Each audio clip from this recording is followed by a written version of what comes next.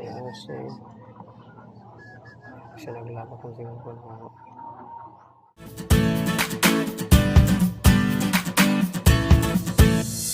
Good day guys, for today's video, next naman to 5 if ay magpalit tayo ng clutch lining. Ito po ay nagkaroon ng problema. Slide na sa tumakbo at hirap na siyang makaahon. So nag-decide si Bossing na bumili ng bagong clutch lining kasi akala na clutch lining lang daw ang problema ng kanyang motor. Ang presyo niya ay nasa 1,345. Ito po ay seat at genuine niya ang pagkabili ng clutch lining na ito.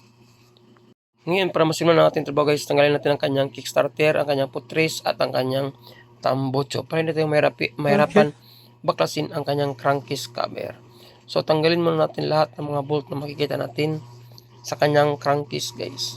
Sabi ko kay Bossing na hindi lang clutch line ang dahilan kung bakit nagkaroon na pag-slide o mahirap manakbo ang motor. Meron ding dahilan ang ibang dahilan kundi ang kanyang primary clutch at ang kanyang clutch shoe kasi ito rin nagbibigay ng pirsa sa ating motor. Tamang hatak at lakas. Mag-confirm natin na nasa primary clutch din ang problema ng kanyang motor once nabaklas na natin ang kanyang crankcase cover guys. So for the meantime is magpapalit muna tayo ng bagong clutch lining ng kanyang makina. Tanggalin muna natin lahat ng mga bolt na makita natin sa kanyang crankcase guys. So kahit kaya mag-DIY once meron kayong power tools at mga tools na pangtanggal sa mga bolt. Usually talaga pag ang ating motor ay umabot sa mga 5 to 6 years ay may problema na rin ang ating primary clutch. Yung clutch line natin ay hindi yan basta-basta nasira once na lagas sa oil ang ating makina. So tanggalin natin ang kanyang crankcase para malaman natin ang buong sitwasyon ng kanyang clutch lining at saka primary clutch. Pati na rin ang kanyang clutch shoe. First time pa itong nabaklas sa loob ng 5 taon pero ang motor nito guys ay hindi masyadong nabubugbog kasi nga trabaho at saka bahay lang ang kanyang serbisyo. Pero paminsan-minsan ay binabiyahe din niya itong motor sa malayo na lugar guys. Kaya may possible din na masisira ang ating primary clutch. Depende na rin sa kanyang lugar na pagdaraanan. Kasi yung lugar na kadalas inuwian niya ay matatarik ang mga daraanan. So ito na guys, nabaklas na natin ang kanyang crankcase. Medyo may kahirapan talaga kapag first time itong nabaklas ang kanyang crankcase kasi napakatigas talaga guys. So yun, nasira natin ang kanyang gasket. So hirap na makahanap ng gasket ng X-Elemental FI. So ito na guys, tanggalin natin ang kanyang piece sa mga clutch. So itong triangle ito na may bulitas. At yung kanyang clutch brick. Tanggalin natin. May guide yan guys. Tinuro ko guhit o dot. So dapat naka-coincide yan kapag once binalik natin ang kanyang clutch brick. Clutch arm brick. So tanggalin natin ito. So yan tinuro ko. Sandaan nyo lang kapag kayo nagdi-DIY. So ngayon naman ay tanggalin natin ang kanyang centrifugal cover guys. So may 3 bolt yan. Yung tinanggal ko gamit ang ating electric impact wrench. So may nut sa likod yan. Malaking nut na nakatago. So tanggal natin yun para matanggal natin ang kanyang primary clutch. So yan. May mga dumi-dumi yan sa likod guys kasi once na umiikot yung makina natin, dyan din dumadaan yung mga oil. So kadalasan sumasama yung mga dumi at dyan na-iimbak sa loob ng ating centrifugal o ating clutch shoe. Kasi may butas dyan sa loob ng ating crankshaft. So kadalasan dyan na-imbak yung mga dumi na galing sa lalim ng ating makina o sa ground ng ating makina. So para matanggal yung nut, kailangan natin silsilin yung kanyang lock guys na parang washer para may pasok natin ang ating castle wrench. So nakalock yan guys, lalo na sa mga may kanal. Kapag napabukan natin yung parang lock na washer guys, kailangan naman tatanggalin itong gasket niya. Kasi itong gasket niya ay possible masisira yan kapag hindi natin siya tinanggal. Baka matamaan natin yan or masagi. So delikado, baka maputol. Dapat buo yan. So tanggalan natin gamit ang kutsilyo guys. So may dumi yan sa gitna yun, no? Yung tulad ng sasabi ko, nakapasok dyan sa loob. Usually talaga na-imbak yan guys. Kadalasan nga ang iba is napapuno yan. So, dapat linisin natin yan para maiwasan natin magkaroon ng problema sa ating daluyan ng ating oil. So tanggalan natin ang kanyang clutch bearing. So na-i-vlog ko na ito last week guys na ang numero ng ating clutch bearing ng FI ay nasa 6003. So special bearing ito kasi napakanipis po ng kanyang bearing. So tanggalin natin ito. So paano ba tanggalin? Kailangan natin siyang sikwatin lang ng flat screw or kahit long nose guys. Yun, natanggalan natin siya. So ito po ay special bearing. Magkapareha po ang kanyang clutch bearing sa Honda XRM na carb guys. 6003 din. Special bearing din ito. Magkapareha siya sa bearing sa cams ng MIUI 125. So naalala ko lang, no? Kasi yung kadalasang issue ng mga M3 guys, kapag nasasira yung kanyang cam bearing, 6003 din ang sukat. Tapos manipis din siya na bearing. So yun guys, so 6003 siya. Yan, manipis siya. Meron kasing 6003 na makapal. So na-vlog ko na ito dati. Yung kinumpara ko yung makapal at saka manipis na 6003. Next naman, tanggalin natin ang kanyang nut. Ito guys, yung sinasabi ko.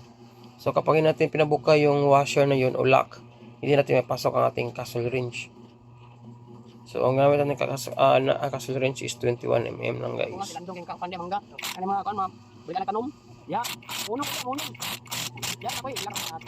So yun, natanggal ang yung isang nut natin. Next naman is yung 19mm na nut sa ating clutch basket.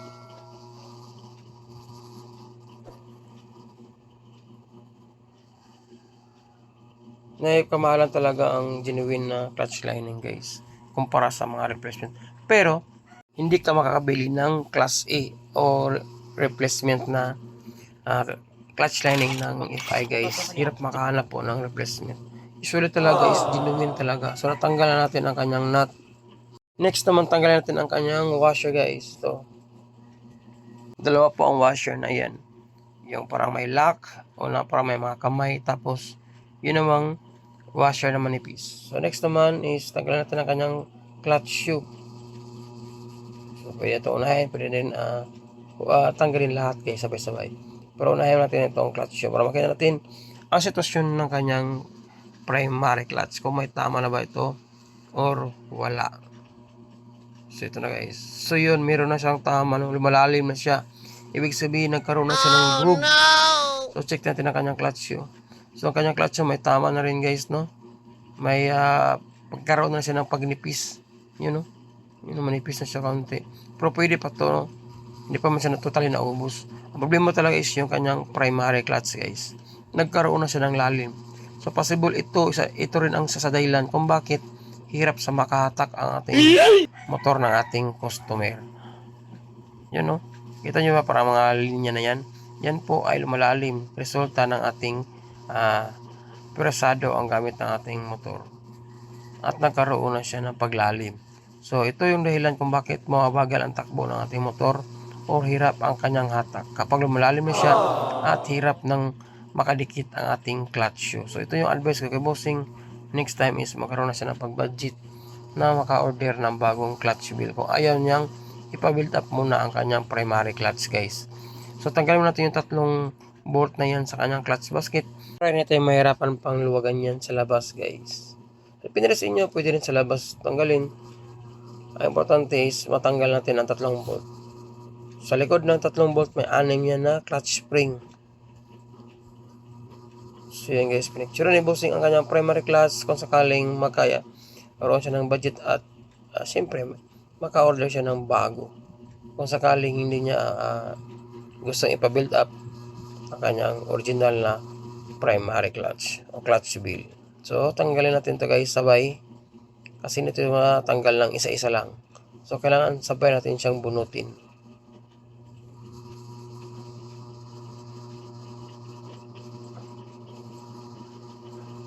So tanggalin muna natin itong tatlong bolt na ito guys. Tanggalin natin itong kanyang clutch plate lifter na rin. Kung ako tatanungin, much better din ang for temporary lang guys, no, yung pag-build up. Usually ito naman talaga yung ginagawa natin kapag hirap makahanap ng original na primary clutch. Importante is bumalik sa kapal ang ating primary clutch guys at mawala na yung mga linya o groove para bumalik yung hatak na ating na-expect ng ating motor. Pero kung meron ka talaga kayong budget na makabili ng brand new, is mas better bumili lang talaga ng brand new. So ito na guys, natanggalan natin ang kanyang primary clutch at clutch basket. makita natin ang sitwasyon ng ating clutch lining. So, dito naman guys, meron siyang bushing sa likod. Balik natin yan. At sa likod ng ating clutch basket is meron siyang washer. Tandaan nyo ng washer na yan guys, bawal yan mahulog once na ikabit natin yan muli. Kasi, mawawala yung half clutch kapag nahulog yung washer na yan. So, ito na guys, tanggalin natin yung clutch lining. Kita nyo yung spring na yan. So, kung anong posisyon yan pagbalik, dapat ganyan din guys. Kapag nagpalit yan ng clutch lining. So, dapat nakaharap yung bawat dulo na mayroong butas. So, ito na guys. Sa atin namang clutch lining, kahit anong direction, wala problema ang pagkabit. Ang importante is yung kanyang clutch friction o yung metal plate niya, dapat may direction yun. Kasi mayroon yung part na makinis, meron ding part na medyo matulis. Okay. So, ito na ang kanyang clutch lining. Makikita na natin. So, ito nga guys, sinabi ko guys, special talaga ang clutch lining ng Honda XR125 E5 kasi meron siyang nakaumbok na parang tornilyo, yan o. Yung nakaaraw kanina. Kasi dyan po ikakabit natin ang yung spring niya. Meron siyang maliit na spring. So, yan guys, o. Yan. May spring yan. Yan o, yung matinanggal ako. Kung observeran nyo guys, itong lining niya is goods pa siya. Pero sa edad ng ating motor ay di na talaga siyang palitan. Sabay na rin na mati-check din natin ang sitwasyon ng kanyang primary clutch at saka clutch shoe. Kasi yun yung talaga ang aking kadalasang sinasuggest kay bossing na hindi lang clutch line ang dahilan o basis kung bakit nagkaroon ng pag-slide ang ating motor. So ito na guys, yung posisyon ng ating clutch friction. Meron siyang matulis at meron din siyang makinis. So pakiramdaman nyo lang kung saan nakaposisyon yung makinis. So ito guys, so ito yung part na makinis. Sa likurang bahagi, yun naman ang kanyang medyo may katulisan. Yan o. Okay. So, kung matulis ang posisyon ng ating clutch friction, kung saan siya nakaharap, so dapat uniform siya guys, para maganda ang lapat ng ating clutch lining at maganda rin ang pagbuka niya. So, ito guys. So, yung posisyon na medyo makinis ay nakaharap sa labas. So, uniform na po lahat. Kung makinis ang nakaharap sa labas, the rest guys, makinis din yung dalawang clutch friction. So, depende na sa inyo kung saan nakaposisyon. Pero yung original talaga ng pagbaklas is makinis yung nakaharap sa labas na posisyon ng ating clutch friction. So, yung apat na clutch line natin guys, medyo kailangan na talaga siya palitan. Hugasan naman natin ang kanyang makina guys para malinis ang ating pagkabit. So, ito yung papalit natin na bagong clutch lining. Yan po ay genuine talaga guys. Medyo may kamahalan talaga siya kapag genuine. Kasi hirap po makahanap ng replacement. A few minutes later. So ito na guys, tapos natin malinis ang kanyang mga pisa, kaya ready na siyang i-assemble sa kanyang makina. Let's go! Tingnan natin ang kanyang bagong clutch lining, ito ay nakabalot pa. At kailangan pa natin baklasin isa-isa. So sa ating clutch lining, meron kayong makita isang special na lining guys, na may nakaumbok na parang pako. So the rest is normal na clutch lining. So yung parang may kaumbok na pako na tatlo, doon po natin nilagay ang ating spring. So itong tatlo guys is normal lang siya ng lining, pero yung isa is special. So itong sinabi ko guys, yan po ang kanyang special na lining. Ipon natin ikabit ang ating glass lining is lagyan natin siya ng oil back to back. Kasi napaka-importante po na maglalagay mo natin ng oil para maiwasan magkaroon ng problema ang ating lining once na ito ay nag-ooperate na. So, ang purpose ito guys, para may lubrication na ang ating clutch lining. Kasi po may delay po ang pagpasok ng oil sa loob ng ating clutch sub once na umandar ang ating motor. Kasi ito po ay naka-freeze dahil sa ating clutch spring. So, much better, lagyan muna natin siya ng oil. Mas maganda talaga guys na ibabad natin siya. Pero yung ginawa ko, ox naman yun. Pero kung mahabang oras is ibabad natin siya ng oil. Pinaka natin gawin is i-assemble natin sa kanyang clutch hub. Una yung parang may naka-oscillate na parang tornilyo guys, yung tatlo. Ito po ang front view natin sa ating lining. Tapos ito naman ang sa likod. So una natin i-assemble ang yung may naka-oscillate na tornilyo guys, o parang bolt. Yon. Next naman is yung clutch friction. Sa clutch friction is meron siyang direction, yung matulis at saka makinis. Kapag nasa labas position, tulad yung guys, ang makinis is nakaposisyon sa labas. The rest is uniform na siya ang position ng ating clutch friction. Next naman ilagay natin ang ating clutch lining. Tapos next naman ang ating clutch friction. Bali tatlo po ang ating clutch friction. apat ang ating clutch lining. So ang clutch lining naman guys, kahit magkabaliktad, walang problema yan. Ang importante Okay. is maialagay natin siya ng maayos. Kumpara sa clutch friction is meron siyang direction, meron siyang makinis, meron siyang matulis na posisyon. Kapag nag-assemble tayo ng clutch lining guys, huwag nating mamadaliin. I-make sure lang natin na nasa tamang posisyon ang ating clutch lining para ito ay maiwasang masunog. So double check lang natin kung saan ang tamang posisyon niya. Kasi special po ang lining ng ating Honda X-Ray 125Fi at ito ordinary. Hirap makahanap ng replacement, kadalasan is genuine. So kapag na-assemble natin yung clutch lining, ilagay natin yung clutch friction, tapos clutch lining.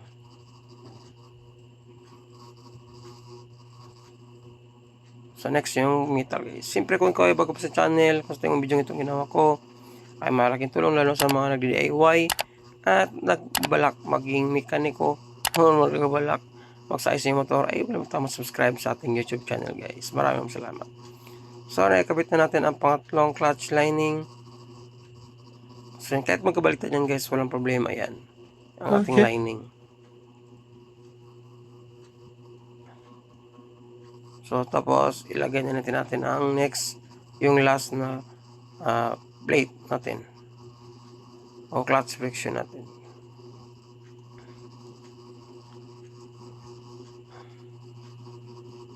So huwag yung kalimutan ilagay yung tatlong spring natin guys. May tatlong spring yan.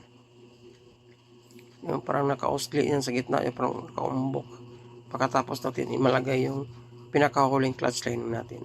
Sa ating pinakahuling clutch lining guys, is dapat nakalagay yung butas o nakatapat yung butas guys kung saan yung spring. So yan, lagay mo natin yung tatlong spring niya. So yan, nakalagay ng isang spring. So hanapin mo yung part na may butas ng ating lining, tapos doon mo siya itapat.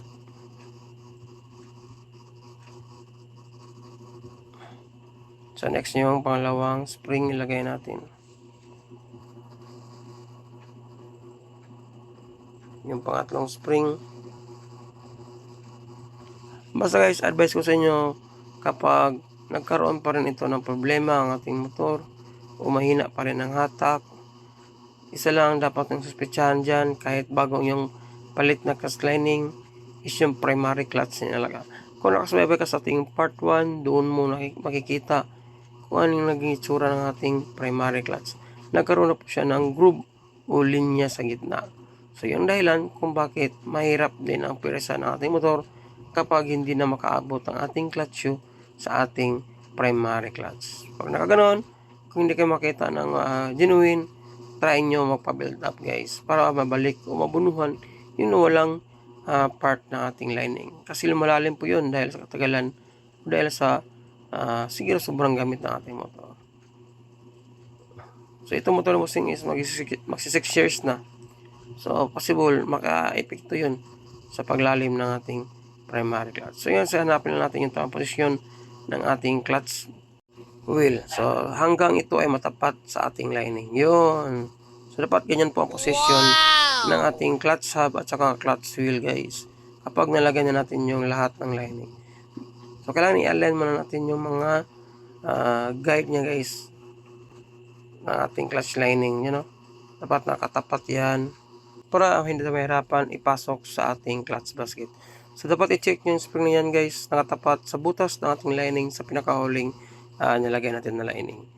Next natin gawin is ilagay na natin ng anim natin na clutch spring. So kapag sa tingin natin na maganda na ang ating pagkakalapat o pag-align ng ating clutch lining. So sa ating up-anim na clutch lining guys, is tatlo lang po ang may bolt dyan sa ating clutch plate lifter. So ang gawin nyo, huwag nyo munang idiin yung tatlong bolt na yan guys, o higpitan ng todo. So pangkalahatan lang muna para i-align muna natin ang pagpasok ng ating clutch lining sa loob ng ating clutch basket. So para hindi siya mahiwalay guys, yun po ang purpose kung bakit hindi ba natin siya idiin. So higpitan naman natin siya ng kaunti, ng ilang ikot, kapag pila natin na medyo okay na ang paghigpit natin at hindi masyadong may tudong higpit, is ilagay muna natin ang ating buong clutch hub sa ating clutch basket. Kapag naipasok na natin ito ng buo sa ating clutch basket, saka na natin idiin yung 3 bolt guys, o i-final ang paghigpit. Yun po ang purpose kung bakit natin tuluyang hinigpitan yung clutch lining natin o clutch spring sa ating clutch hub. Sa gitna nito guys is meron tayong washer, no? Para hindi mahulog yung special washer na yan, kailangan muna natin lagyan ng pampadikit. So grasa lang atin ginagamit guys. Kapag nahulog ito, asahan nyo walang half clutch ang ating motor, o kambya nyo is lunundag ang ating kambya. So wala siyang half clutch guys. Yan po ang dahilan kapag nahulog ang ating washer. So ilagay na natin yung clutch lining natin guys sa ating clutch basket. So dito i-align muna natin sa dandahan. Yun ang maging resulta guys kapag hinigpitan natin ang todo. Kapag medyo may kaunting problema sa pag-assemble ng lining, hindi siya agad papasok. So yun, dadandahanan muna natin. May isa pang hindi naka-line na lining guys. Nasa ibabaw yung pinakahuling pinakauna natin nilagay. Yan. Tumagilid pa siya ng kaunti. So kailangan natin siyang i-align para may pasok natin lahat. So kailangan natin pukpukin kaunti na lang yan, papasok na yan. Yun. So kapag napasok natin ang apat na clutch lining sa ating clutch hub, i-double check ko natin yung washer sa gitna. Dapat nakasintro yan. Kasi kapag nahulog yan guys, asahan nyo, kahit ano adjust yun sa clutch, sa kanyang crankcase, wala talagang half clutch yan. So next, kapag napasok na natin lahat ng lining, saka natin itudo ang paghigpit sa 3 bolt ng ating clutch plate lifter. Double check lang muna natin kung na-align ba lahat. Yan, saka natin higpitan yung 3 bolt guys. Yun po ang ibig kong sabihin. Kaya di mo natin siya po pwedeng higpitan lahat yung 3 bolt hanggang hindi natin may pasok yung lahat ng clutch lining sa ating clutch basket. Double check nyo ng spring guys. Sa anim na spring dapat walang tumagilid dyan. At dapat nasa tamang lapat ang spring na yan para maganda yung pagbuka ng ating clutch hub at saka clutch wheel. Magandang performance ng ating clutch lining. So yun, higpitan natin. Pero mas maganda guys, higpitan pa natin ito kapag na-assemble natin to sa ating makina. Pero kung sa tingin mahigpit na yung pagkahigpit nyo sa labas, ox na yan siya. So ito na guys, na-assemble na natin. Lagyan na natin ang ating clutch lining sa ating clutch basket. Siyempre, pinaka-next gawin, i-assemble na natin siya. Kapag sabay natin siya binunot, siyempre guys, sabay natin siyang ibalik. Katapos guys, huwag nyo kalimutang i-twist itong part na ito ng silbing lock sa ating clutch basket. Kahit mga dalawang ikot lang sa kanyang natural na posisyon. Ang purpose niyan, para hindi siya magkaroon ng plug itik o lagotok sa ating makina, sa ating clutch basket at saka ating primary clutch. So yun po ang purpose, kaya tinwist natin siya ng ilang ikot. So yun, sabay natin siyang tinanggal. Siyempre sabay din natin siyang ibalik. Hindi pwedeng nauna yung clutch basket, dapat sabay din yung primary clutch. So hindi kayo mahirapan nito guys na ipasok ang ating clutch basket ng FI at saka carb, kasi maliit lang yung spline ng ating transmission kumpara sa mga XRM na 110 na may distansya ang spline o malaki ang ngipin o spline ng ating transmission. Ito mga 125 guys is maliit siya. Kaya dandahan na natin ang pag-ikot ng ating primary clutch at saka clutch basket hanggang ito ating makapasok sa ating transmission. So ikot-ikotin lang natin yan guys. At ito habaan natin ng kaunti ang ating pasensya. At i-make sure lang natin na yung washer na nasa likod ng ating clutch hub ay hindi nahuhulog para hindi masayang ang ating pag-assemble. So ayan guys, hindi pa siya nakapasok. Tintin natin ang pag-ikot hanggang tumama o naipasok natin ang sintro yung spline ng ating clutch basket. So tintiin na po natin ang pag-ikot niyan hanggang may diin natin. Malalaman natin na pasok yan guys once na umarya na yung clutch basket at saka primary clutch. Yun, no? Diba? Kapag nagkaroon na ng freewheeling, pa-counterclockwise. Yun. Dapat counterclockwise guys, napaka-smooth po siya paikutin tulad niyan. So, nangahulugan niyan na ipasok na natin yung clutch basket natin at naidiin na natin paharap. So kapag napasok na natin yung clutch basket at nababa na natin yung dalawa, pati yung bell, ilagay na natin yung kanyang clutch shoe. So pwede rin isabay yung clutch shoe guys, pero mas hindi tayo mahirapan kapag walang clutch shoe. Kasi yung clutch shoe is meron siyang sariling spline din. So ilagay na natin yung mga washer, yung lock washer, yung manipis na washer. Pagkatapos nyan is yung malaking nut at saka maliit na nut sa ating clutch basket. So itong castle nut natin guys. Kamayin muna natin sa ating gamitan ng electric impact wrench para hindi ito magilid at malustrid ang kanyang thread. So after nyan guys, maigpitan tapos ikutin natin ulit ng counterclockwise to make sure na nagkaroon siya ng freewheeling at hindi nagkaroon ng pag-stack up. Kasi once naigpitan natin yan at nagkaroon ng pag-stack up, marahil may mali ang pagkakabit ng inyong clutch basket at saka clutch lining. Dapat kapag nagpitan natin yung dalawang yan, nagkaka-freewheeling pa rin ang dalawang yan. So yan guys, nagpitan natin yung clutch basket niya. Next naman, nagpitan natin yung clutch, primary clutch.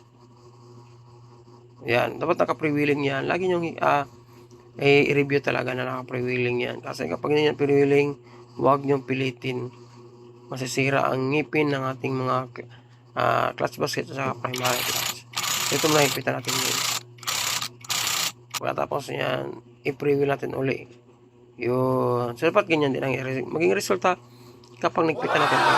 Since naging okay na ang dalawa, ito na tayo ng pagdudahan pa, i-lock na natin yung kanyang washer. Yung may ngipin guys. Panito area no. Kahit dalawa lang. Yung may guide at saka tapos yung walang guide na hindi nakapasok sa ngipin. Sa isa lang para hindi maubos yun guys. Kung sakaling maputol. Ibalik na natin ang ating gasket ng ating centrifugal. Huwag natin kalimutan hindi kabit yan kasi malaking tulong po ang gasket na yan para maiwasan magkaroon ng leaking yung mga dumi sa ating centrifugal. So dyan kasi yun natatapon yung mga dumi guys na nanggaling sa loob ng ating makina. So siyempre dapat hindi magkabaliktad yung centrifugal na yan kasi once nagkabaliktad na yan guys, yung parang triangle na yan, ang mangyayari is nagkaroon ng ingay ang ating makina kasi tatama yan sa ating crankcase. So ganyan po ang posisyon ng ating centrifugal camber. Yun. So next, naging okay na siya. Lagyan natin ng oil yung gear ng ating primary clutch at saka ating clutch basket. Para na siya magkaroon ng lagotok guys. Next, ilagay natin ang ating clutch bearing na 6003 special bearing. Tapos yung kanyang mga clutch arm na nagbibigay half clutch ng ating motor. Pero dapat tandaan nyo guys kung anong posisyon yan para hindi makabaliktad. So para hindi mahulog yung mga clutch arm natin guys, lagyan natin siya ng grasa kung sakaling kayo lang ang nag-assemble at wala kayong kasama. Kasi yung iba dyan is kailangan pa sang itagilid yung motor para hindi mahulog yan. Pero kung sakaling ikaw lang guys, pwede mong lagyan ng kahoy ang ilalim ng center stand para tumagilid or lagyan nyo ng grasa. Dito naman sa ating clutch brake, kailangan nakatama yan sa kanyang guide. May guide po ang ating clutch brake na dot sa ibabaw at parang may guhit sa gitna. So yan guys, lapit natin camera. So kita mo ang guhit na yan. So, parang tuldok sa ibabaw ng ating clutch brake.